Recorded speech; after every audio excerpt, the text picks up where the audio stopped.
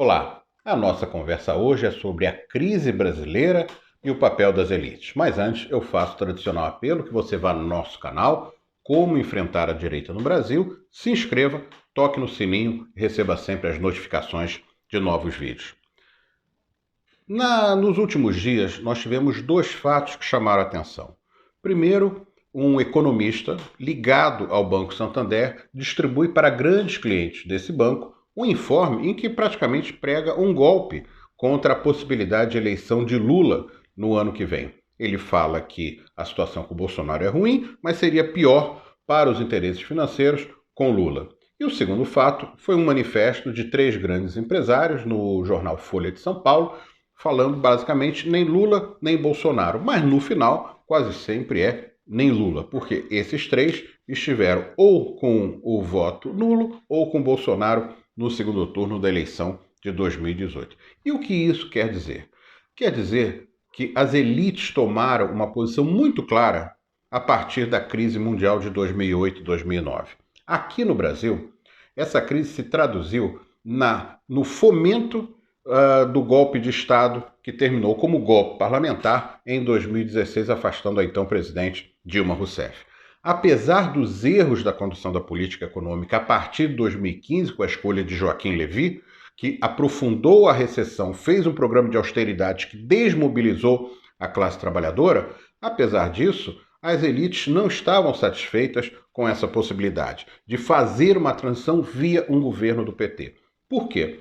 Com a crise mundial de 2008 e 2009, ficou claro que a fórmula adotada do Brasil de ganha-ganha, ou seja, uma política econômica em que o andar de cima, os empresários, o mercado financeiro ganhavam, mas a classe média e os pobres também ganhavam, tinha chegado num nível de esgotamento.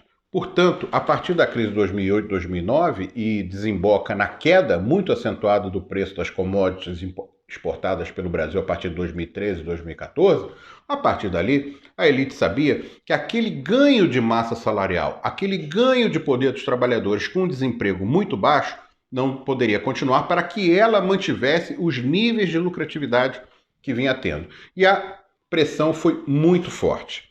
A pressão foi tão forte que, apesar da vitória de Dilma Rousseff apertada em 2014, o governo do PT decidiu atender em parte as elites ao fazer a opção por Joaquim Levy. Foi um erro, porque a recessão veio profunda e desmobilizou a classe trabalhadora. Quando você aumenta o desemprego, quando você faz um programa de austeridade, o primeiro ponto é reduzir a massa salarial e a força da classe trabalhadora quando a força de trabalho está praticamente toda empregada. Muito bem. As elites decidiram que aquele programa do PT não servia mais, porque eles precisavam nem que vendessem menos, precisavam manter a lucratividade alta. Que setores ganhariam num primeiro momento? Num primeiro momento, o governo Temer optou por reformas gerais, que ampliavam arroxo junto aos trabalhadores e à classe média. A reforma trabalhista, a reforma da Previdência e o esvaziamento contínuo do orçamento público para os setores sociais. Esse foi o programa do governo Temer. Quando chegou em 2018, a elite se viu num dilema. Apesar de ter fomentado a retirada de Lula da eleição presidencial de 2018, ainda havia a possibilidade do PT voltar ao poder. Nesse caso, como os candidatos da direita liberal não decolaram, ela terminou embarcando na candidatura de Bolsonaro. Ou seja, a chamada direita liberal, que tinha usado parte do público simpático à extrema-direita nas manifestações a partir de 2013, mas principalmente ali em 2015, 2016, na verdade, ela se rendeu a Bolsonaro e garantiu a vitória de Bolsonaro nas eleições de 2018. Ou seja, o poder se deslocava da chamada direita liberal, com Temer, para a extrema-direita, com Bolsonaro. E o que aconteceu? Vamos lembrar o que aconteceu no Brasil a partir de 2019.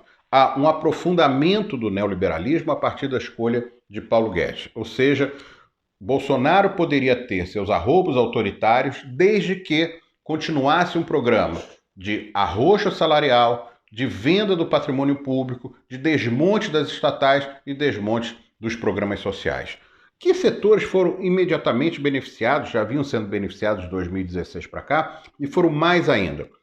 O agronegócio exportador, porque o Brasil, ao contrário de muitos países, não coloca nenhuma restrição à exportação. Ou seja, o Brasil pode exportar arroz, não importa que o arroz aqui fique muito caro para a população. Em outros lugares, há uma restrição, ou se coloca um imposto sobre uma parte da exportação para que ele fique no mercado interno. Porque se você é um vendedor, o mercado externo oferece o equivalente a 10 e no mercado interno você só consegue vender a 5, se você deixar, você vende tudo no mercado externo por 10. É o que foi acontecendo. Ou seja, você teve um acréscimo muito grande nos valores do mercado internacional para soja, milho, arroz, tudo isso, e o Brasil foi exportando. O Brasil desmontou a sua indústria da construção civil, a sua indústria naval e a sua indústria do petróleo. Petrobras hoje está basicamente uma empresa exploradora da área do pré-sal, na Bacia de Campos e na Bacia de Santos, e vendendo inclusive as suas refinarias. Portanto, toda aquela integração que fazia com que o Brasil precisasse de engenheiros, de profissionais capacitados, tudo isso vai sendo desmobilizado. Então, o arroxo continuou mais forte, houve a opção por esse neoliberalismo de desmonte, a opção autoritária no trato com a sociedade civil e o esvaziamento ainda mais aprofundado dos setores de pesquisa, dos setores de investimento social, ou seja, dos setores que dariam sustentação a um plano de desenvolvimento do Estado brasileiro. Muito bem. Só que isso não é uma situação tranquila. Há uma reação da sociedade civil e há hoje uma divisão, ainda não muito clara, mas uma divisão das elites. Porque há setores da elite que estão perdendo. Eu diria que hoje eles não são majoritários. E eu diria que hoje o processo ideológico das chamadas elites brasileiras ainda é muito forte contra qualquer coisa que beneficie o trabalhador ou o povo brasileiro. Portanto, nós não devemos ter ilusão em relação a 2022. Esse processo será um processo muito duro.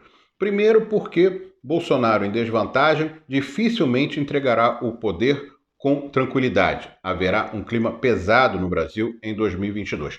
Segundo, boa parte dessa elite, numa situação em que a opção mais à direita seja Bolsonaro, ela vai com Bolsonaro também nessa reta final. Isso inclui financiamento, isso inclui apoio, inclusive, para alguns arrobos mais autoritários. Então, portanto, nós temos que ter claro que é preciso mobilização popular e cobrança aos partidos mais progressistas de posturas firmes em relação a um eventual golpismo ou em relação ao aprofundamento dessa agenda que vai desmontando o Estado a cada dia e a cada minuto. O que se defende aqui não é nem uma proposta socialista, é uma proposta de desenvolvimento do país para que o conjunto da população possa se beneficiar do seu trabalho. O que existe hoje no Brasil é um grande processo de transferência de renda das classes médias e também das classes populares para os setores oligopolizados, os setores ricos, o mercado financeiro, o agronegócio e todos esses outros setores e algumas carreiras privilegiadas do Estado. Portanto, é preciso cobrar, principalmente do PT, que é o partido mais forte da esquerda, é o partido único da esquerda que pode chegar à presidência da República, posições firmes, fortes, com um programa de governo que seja um programa para reverter boa parte do que foi feito nos últimos 6 anos, porque a situação de quem assumirá em 2023 é muito diferente da situação de 2003. O Brasil está conflagrado. A extrema-direita pode até ser derrotada eleitoralmente, mas não vai desaparecer, coisa que não existia no Brasil há muito tempo. Então, portanto, esse é um ponto importante. Se você quiser mais detalhes, há um livro chamado Como Enfrentar a Direita no Brasil, na Amazon.com.br, que traz os segmentos e a importância da estruturação de um programa mais progressista, as nacionalizações necessárias para enfrentar esse drama que se avizinha para todos nós em pouco tempo. Eu, Marco Antônio Monteiro, agradeço muito a sua participação. Muito obrigado. Nós voltamos durante a semana com novos vídeos sobre a realidade brasileira.